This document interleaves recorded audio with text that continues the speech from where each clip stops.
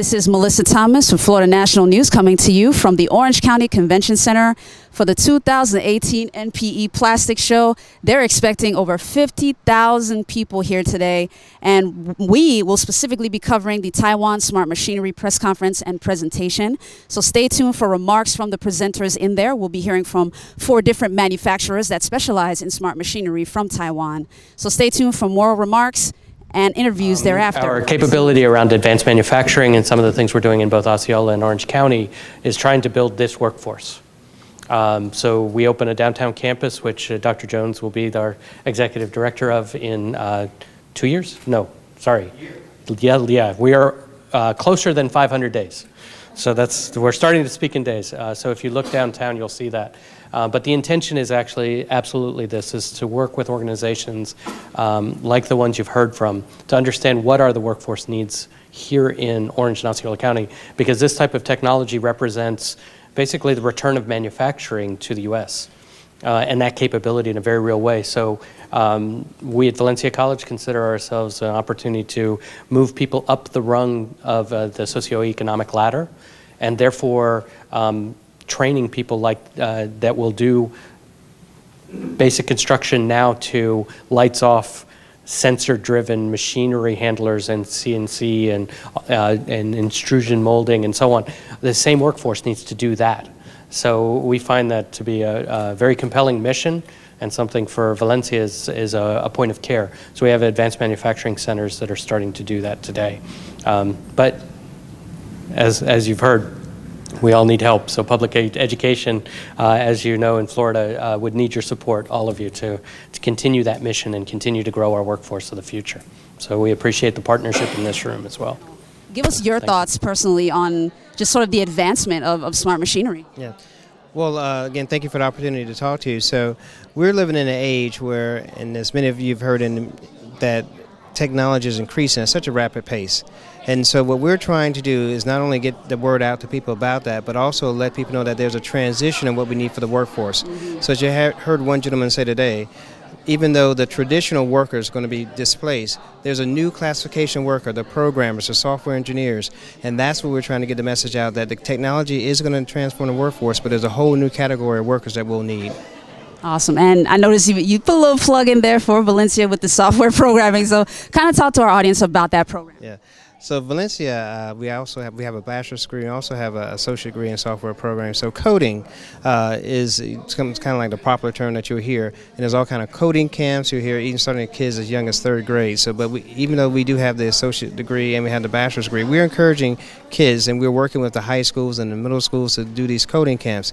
It's just a matter of talking and laying out things in a logical sequence. It's not as scary as people make it out to be, and if you can start the kids young, they'll be well prepared to take these high-level classes when they get to Valencia. We know the whole world is changing to machinery, but not just because we cut off the manpower, but we need more manpower with the smart education. So we're talking about smart technology plus smart education. So hopefully we can combine those two industrial to make this whole world better.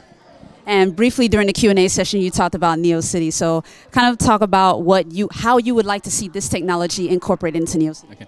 Well, in Osceola County and the city of Kissimmee, we have a NeoCity industrial park. There's more than 100 acres to industrial park. They built up that area just waiting for all of our intelligence, our educational get improved in that area, and hopefully we could bring more jobs, more high-tech, just like east coast of Silicon Valley. So hopefully we can bring more job and bring up a high-paying job and a high technology in the area to benefit all, not just the Central Florida, but whole Florida. Given the presentation today about smart machines and everything, give us your thoughts on that and its effect on the workforce, and of course you had the question about education. What are your thoughts? Well, my thoughts are this is the future for the economy here, especially Orange and Osceola County.